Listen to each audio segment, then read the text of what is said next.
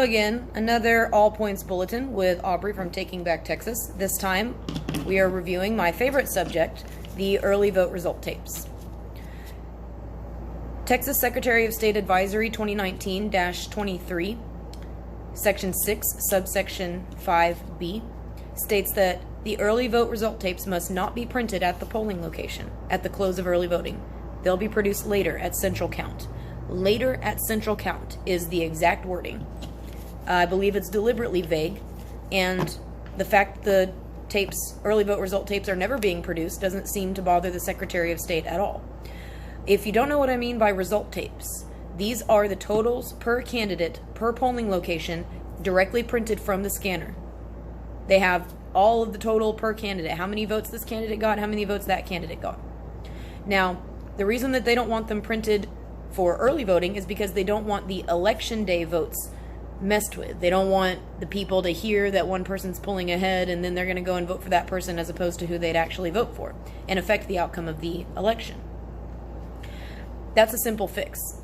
Simply amend the oath that poll watchers take upon entering the polls to say that they will not release any results that they observe throughout the election process.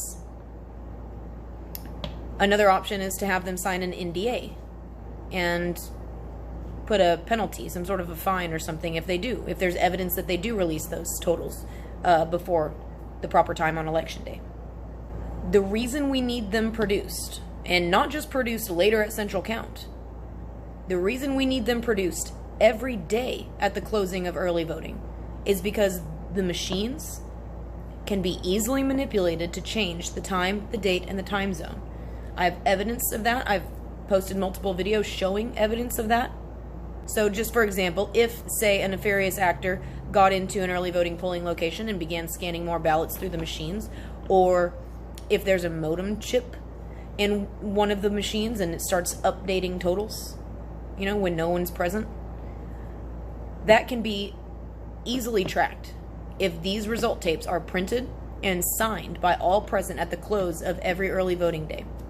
All you have to do is roll the tape up as it comes out of the machine. It's not hard. They do that anyways. They roll the tape up like this because otherwise it's a long tape.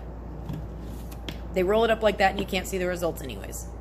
We print those every day at the close of early voting, and we have everybody, including poll watchers, sign those, poll watchers and the workers. We will know later on election day when we do pull those out to reconcile the totals.